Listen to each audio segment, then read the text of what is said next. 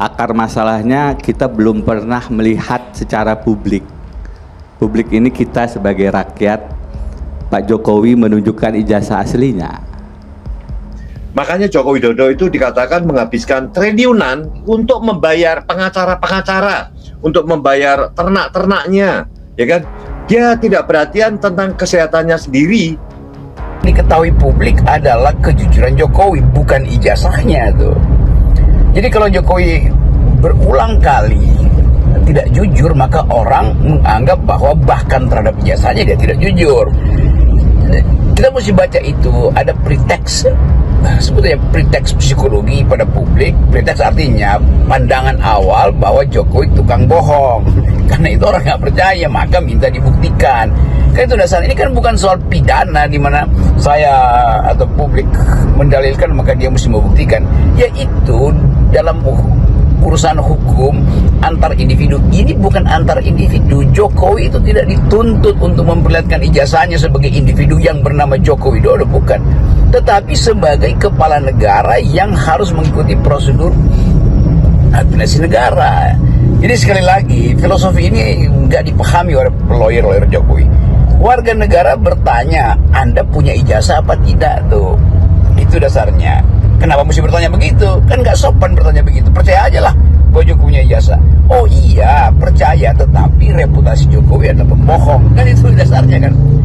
Anda menjanjikan 11.000 triliun di kantong. Anda menjanjikan macam-macam ekonomi bertumbuh 10%. Anda menjanjikan akan ada 20 juta lapangan kerja. Anda menjanjikan akan ada mobil SMA segala macam. Itu tidak terjadi. Oleh karena itu terbentuk persepsi publik namanya preteks bahwa Jokowi pembohong, maka apapun yang didalilkan Jokowi justru dianggap bohong.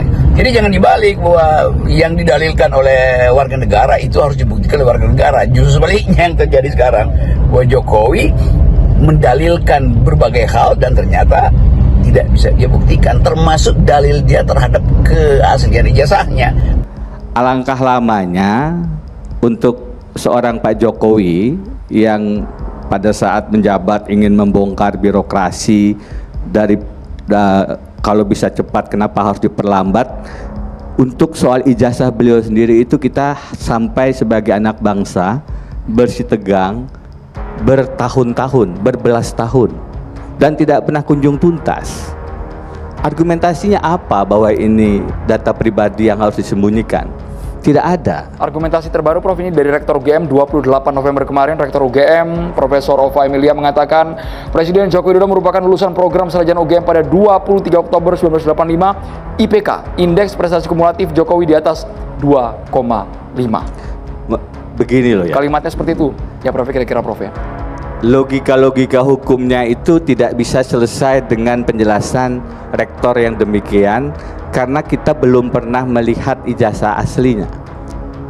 Sampai ijazah aslinya itu dilihat dan kemudian ijazah aslinya itu ditunjukkan secara terbuka, baru kita bisa menilai keasliannya bersama-sama. Kalau dia masih barang yang tersembunyi, barang yang ditutup-tutupi, bagaimana Anda bisa menilai asli atau tidak?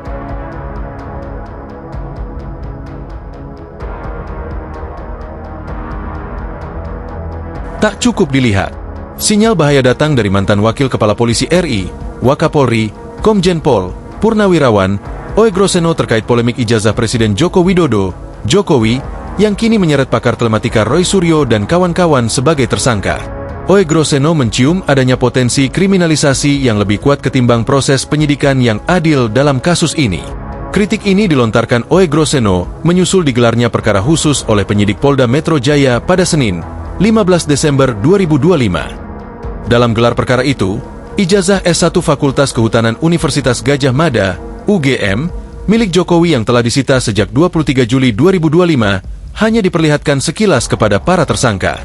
3 di antara 8 tersangka yang melihat langsung ijazah tersebut adalah trio RRT, yakni Roy Suryo, ahli digital forensik Rismon Hasiholan Sianipar, dan Dr. Tifauzia Tiasuma. Mereka ditetapkan sebagai tersangka oleh Polda Metro Jaya pada Jumat, 7 November 2025, atas dugaan pencemaran nama baik, fitnah, dan penghasutan. Menurut Oegroseno, langkah penyidik memperlihatkan ijazah selama beberapa menit sama sekali tidak cukup untuk membuktikan keasliannya. Ia menegaskan, pembuktian dokumen sepenting ijazah memerlukan verifikasi berlapis terhadap jejak akademik yang ditinggalkan. Purnawirawan Jenderal Bintang 3 ini merinci, setidaknya ada beberapa dokumen vital yang harus dihadirkan dan diuji untuk membuktikan Jokowi benar-benar menyelesaikan studinya di UGM, bukan sekadar menunjukkan selembar kertas ijazah. Dokumen tersebut antara lain transkrip nilai, laporan kuliah kerja nyata, KKN, SK Yudisium, hingga skripsi. Hal ini disampaikannya saat menjadi tamu dalam podcast yang diunggah di kanal YouTube Abraham Samad Speak Up pada Sabtu, 20 Desember 2025. Kaitan dengan ijazah yang diduga palsu nih kan harus dibuktikan. Saya mulai tertarik apa yang pernah disampaikan oleh Profesor Suparji dari Universitas Al-Azhar di situ mengatakan antara otentik, identik atau asli. Kalau asli dari mana? Kata Oegroseno, pembanding saya rasa tidak diperlukan. Mungkin salah satu dari sekian bukti yang harus dibuktikan oleh keterangan saksi atau ahli dan mungkin juga petunjuk dari alat bukti, ujarnya. Dia menyebut bahwa digelar perkara khusus tersebut seolah ijazah asli, di mana hanya boleh dilihat selama 5 atau 6 menit. Jadi kalau dinyatakan asli karena berkaitan dengan ijazah, berarti harus dicek yang seperti dikatakan oleh Dr. Tifa, Roy Suryo, atau Rismon, katanya. Satu tentang transkrip nilai ya, kan itu proses kuliahnya. Kemudian, kalau mahasiswa itu kan ada laporan KKN, foto-foto waktu kita masih SD, SMP, apalagi KKN itu penting, jadi petunjuk juga bisa nih. Kemudian ada SK Yudisium juga perlu dibuktikan di situ. Nah, baru kemudian masalah skripsi, ini juga penting, tuturnya. Dia bilang, soal ijazah yang diduga palsu itu, harus dibuktikan oleh minimal 5 atau 6 barang bukti, dan harus dibuktikan dengan ahli. Lebih jauh, Oegroseno juga mengurai istilah hukum yang sering digunakan. Menurutnya, ijazah tidak bisa dinyatakan identik atau tidak. Yang bisa diuji identik adalah tanda tangan pejabat yang tertera di dalamnya.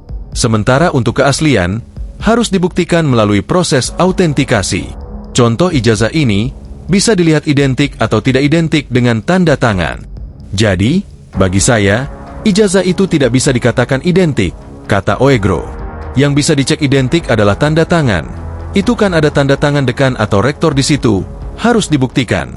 Kemudian autentikasi. Ini berarti benar-benar dikeluarkan oleh UGM atau bukan. Kalau ijazah-ijazah yang sekarang sudah terekam terdaftar di Dikti. Kalau autentikasi zaman dulu, ini bagaimana nih untuk membuktikan tadi? Nah, autentikasi tadi kembali lagi kepada beberapa petunjuk atau keterangan-keterangan saksi atau ahli yang berkaitan dengan yang saya katakan 4 unsur tadi. Transkrip nilai, SK Yudisium, KKN, skripsi, wisuda, dan sebagainya. Ini harus kuat, bebernya. Oegroseno pun sampai pada kesimpulan tegasnya. Jika proses pembuktian tidak dilakukan secara komprehensif dan hanya berhenti pada seremoni menunjukkan ijazah, maka tudingan bahwa kasus ini adalah ajang kriminalisasi terhadap pihak yang kritis menjadi sangat beralasan. Jadi, tidak semudah hanya menunjukkan saja, seperti yang masih menjadi debat sekarang ini, kata Oegro. Jadi, sekali lagi ijazah ini harus benar-benar dibuktikan, baik secara forensik, secara field investigation di lapangan, maupun dari beberapa saksi lain yang kira-kira untuk memperkuat tadi.